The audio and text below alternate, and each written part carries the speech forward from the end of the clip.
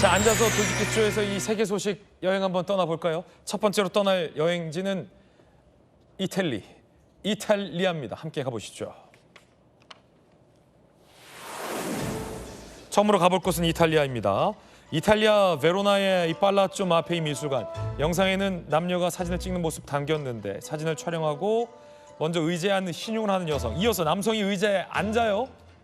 그러자 저기 전시품인 의자인데요. 이 의자가 주저앉고 맙니다. 저 크리스탈 의자라고 합니다. 두 사람 결국 이 사실을 알리지 않고 아주 유유히 황급하게 전시장을 빠져나갑니다. 주랭랑을 친 겁니다.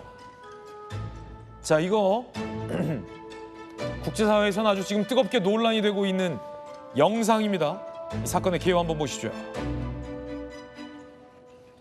사고치고 주랭랑 친 관광객. 이탈리아 팔라조 마페이 미술관. 4월 관광객 2명 의자 파손 영상을 미술관이 확 공개해버린 거예요. 현재 저 파손된 의자는 복원하고 전시됐다고 합니다. 자, 바네사 까를론 팔라조 마페이 미술관 관장님이 인터뷰했어요. 아무 말도 없이 떠났다. 이런 일은 어느 미술관에도 악모가 갔다. 남녀 신한 미상. 미술관 측이 경찰에 신고해 놓은 상황이라고 합니다. 아무 말도 없이 떠났어. 이게 뭐 우리나라 같으면 바로 잡을 텐데 지금 신혼 미상의 남성에 대해서 지금 경찰에 신고가 돼 있다라고 합니다. 이러면 안 되죠. 이러면 안 되죠. 김광삼 변호사님, 뭐 우리나라 같으면 이거 처벌받지 않습니까? 심하게? 이건 재물손괴 해당이 재물손괴죠. 예. 그리고 저게 사실은 앉으면 부서질 수밖에 없고 지금 저 앉은 남성을 보면 이 엄청나게 좀 몸집이 크잖아요. 네.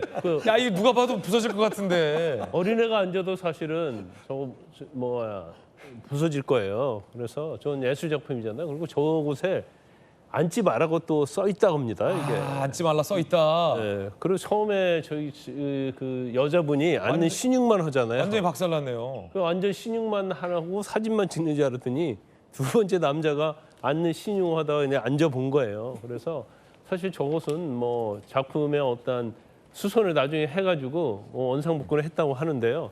아마 본인들이 굉장히 겁났을 거예요. 이게 네. 경우에 따라서는 자기들 전 재산 팔아도 이거 손해배상을 감당할 수 없을 것이라 생각하니까 저 자리를 이제 부랴부랴 뜨는 거죠. 그런데 미술관지 예술 작품을 전시하는 데는 다 CCTV랄지 감시 카메라가 그럼요. 설치돼 있거든요. 그럼요. 그런데 굉장히 제가 하는 짓도 좀 어떻게 보면 도가 넘었는데 의자 부수고 나서 하는 것도 굉장히 문명인답지 못하다, 네. 야만적이다. 저는 그런 생각을 합니다. 예. 자, 이번에도 이탈리아인데 이탈리아 공항으로 가보겠습니다. 영상 보시죠. 한 여성이 저기 막무가내로 막 이렇게 누워서 떼를 쓰고요. 고성을 하고 있습니다.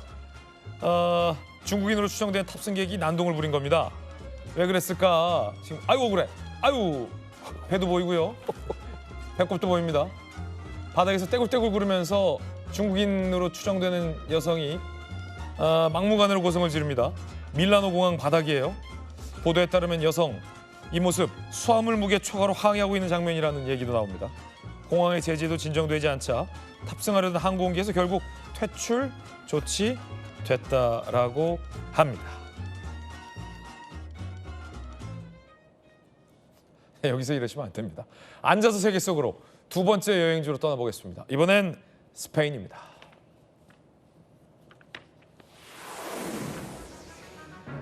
스페인 마드리드입니다. 시민들이 피켓을 들고 나와 관광객들을 향해서요. 이렇게 물총을 쏩니다. 자, 이 뭐 축제인가요? 뭔가요? 카페에 앉아있던 사람들은 당황하고 자리를 틀 수밖에 없었습니다. 자, 거기서 멈추지 않고 연막탄까지 등장했습니다. 자, 왜일까요? 보도에 따르면 과잉 관광에 대한 항의가 빗발쳐서 이렇게 관광객들에게 물총 쏘고 연막탄을 쏘는 시위가 일어났다라고 하는데, 아니 조기현 변호사님, 이거 좀 상식적이지 않은데 어떻게 보십니까?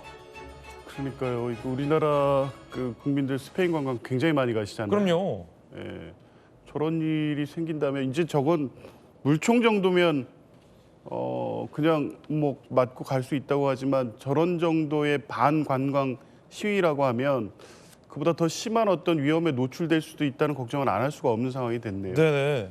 뭐 바르셀로나나 뭐 이 관광객들이 워낙 몰리긴 하더라고요. 실제 거주 인구보다 연간 관광객 수가 몇 배가 넘는 정도로 이 스페인 관광객들이 늘어나고 있는 상황이기 때문에 스페인 국민들은 뭐 불편하고 어려움이 있겠지만 이제 그게 국가적 부가가치를 창출하고 또 본인들의 이익으로도 귀결되는 거 아니겠습니까? 관광 수익이 꽤 큰 나라가 스페인인데. 어마어마하죠. 그러니까요. 그 다른 방식으로 정부를 통해서 이 관광의 어떤 질서 유지 또 본인들의 불편을 최소화하는 것을 요구를 해야지 관광객들을 상대로 직접적으로 저렇게 해를 가거나 위협하는 행동을 하는 것이 과연 적절한지 예. 좀 의문이고요. 이게 이후에 좀 걱정이 됩니다. 저렇게 이제 이 약간 뭐 그 저런 좀 물총을 쏘면서 하는 시위 정도를 넘어서는 일이 발생할 수도 있을 것 같아서 정부는 한번 스페인 당국과 이후에도 아마 여름 방학이나 이럴 때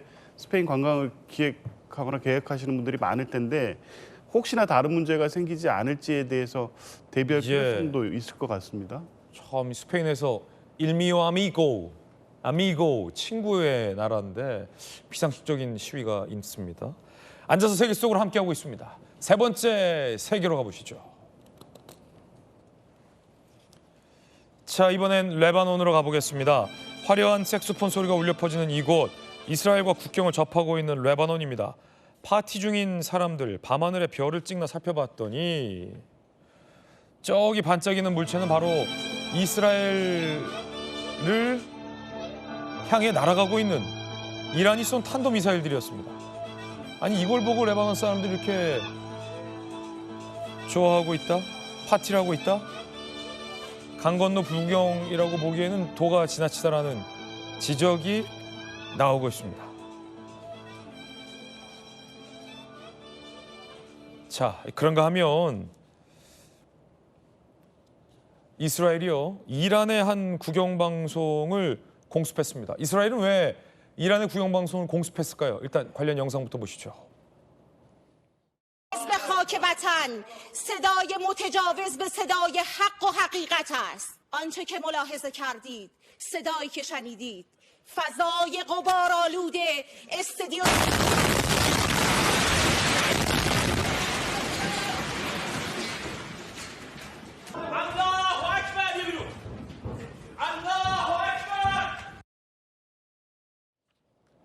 자, 생방 도중에 이란의 한 공영방송국을 이스라엘이 폭격한 겁니다. 이스라엘은 이 폭격의 이유에 대해서 이렇게 밝히고 있습니다.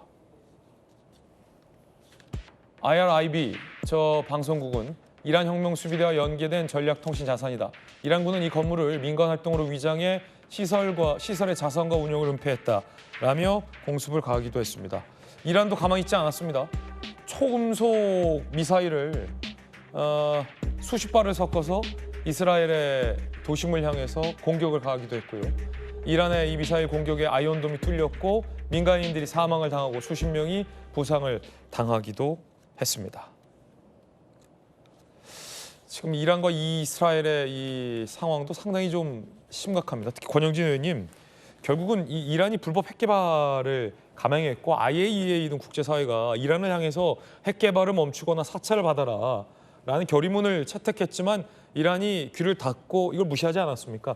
그러자마자 이게 사실은 이스라엘에게 공격의 명분이 돼서 이스라엘이 핵시설을 타격하고 공영방송 시설을 공습하고 이란이 이것에 대해서 보복을 하면서 양국 간에 뭐 엄청난 민간인 지금 인명 피해까지 나고 있습니다. 어떻게 보십니까?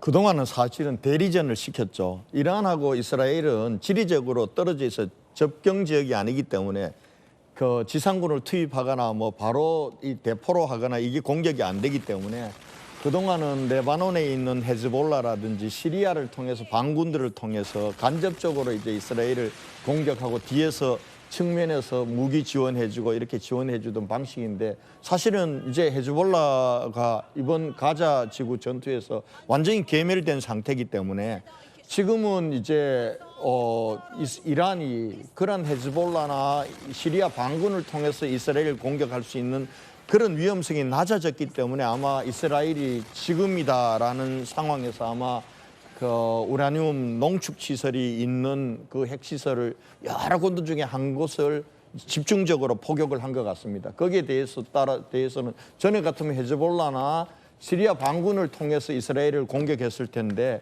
이번에는 이란이 직접 공격할 수밖에 없는 상황이기 때문에 아마 드론하고 그리고 탄도미사일을 가지고 공격을 한 것 같습니다. 근데 참 이 부분들이 가자 지구가 어느 정도 평화 협상이 진행되는가 싶더니 이게 지금 확전이 돼서 정말 이 중동 전체로 지금 전운이 감도는 그런 위기상으로 번져서 이렇게 되면 이제 당장 우리나라의 유가 문제도 올라가고 이게 세계적으로 경제에도 상당한 여파가 있을 것이기 때문에 빨리 저 문제는 네. 좀 저 미국이라든지 이 유럽이나 이런 나라들이 좀 나서서 빨리 평화협정을 맺고 전쟁을 조기에 종식시키는 그런 길로 가야 될 것 같아요. 그러나 이게 또 내부적으로 보면 미국의 국내 정치, 그다음에 이스라엘의 국내 정치 이런 부분들이 다 맞물려 있는 것이기 때문에 쉽게 이렇게 끝날 하루아침에 끝날 그런 전쟁도 아니기 때문에 저희들도 저기에 대해서는 좀